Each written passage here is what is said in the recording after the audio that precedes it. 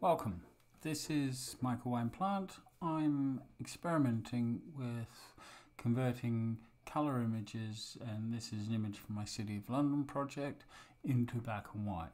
And I'm using Photolab and FIlmPack to do this with. The reason will become obvious in a few minutes as to why I think FIlmPack is actually very useful for doing black and white conversions, and it has to do with the way that you're still working with the raw file even though you're doing a black and white conversion. So we start with color and black and white rendering, go to black and white, select the black and white film type, and then from here we can then choose a film stock that we want to work with. As you can see, there's quite a few in here.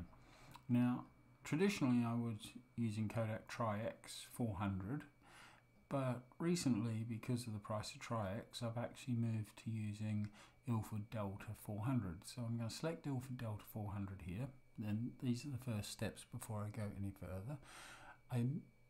That will then set the tonal response for the film on the digital file.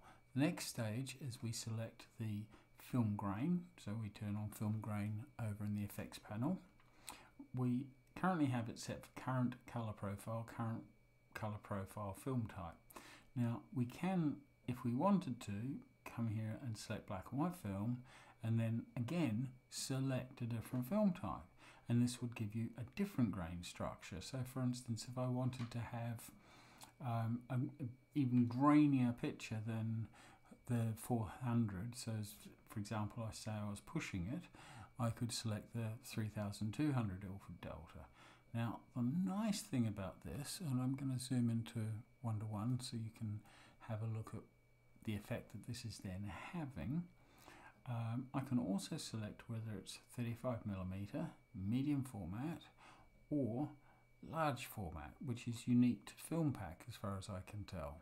So you can see how you can modify the film structure based on the film format that you're then choosing within this dialog box. The next thing you can then do is, I'm going to zoom back out so you can see the whole image, is you can add filters, and those filters, I'm going to run through a few of them so you can see some of the effects that they can have on this picture. Now, traditionally photographers would have used red, they would have used orange, maybe a light orange, often a yellow, maybe not so much a green, and most definitely you could never buy a purplish blue filter, which I think is really quite nice for this. So I'm going to put in purplish blue filter, then I'm going to go back to the beginning of my settings and set my exposure so I can get my exposure where I want it. And then from here, because it's still a raw file, I can go into my selective tone, I can start looking at recovering highlights that are blowing. I can then look at adjusting midtones, seeing what I want them to look like, and I can also start adjusting my shadows so I can then get that black that I want in my black and white picture. And then again, I've got my clarity intensity, which invariably I never use at its default, so I'll turn that down a little. And the other aspect that I always like using, and is actually turned on by default, is smart lighting. So it's actually tweaked it, and I'm going to take that down a fraction. So I'm now looking somewhere where I want to be.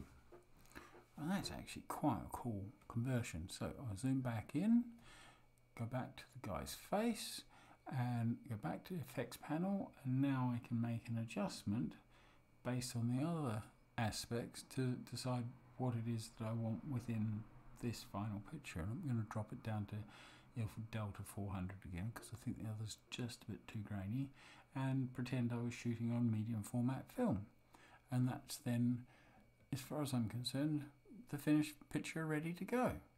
It's really simple and very easy.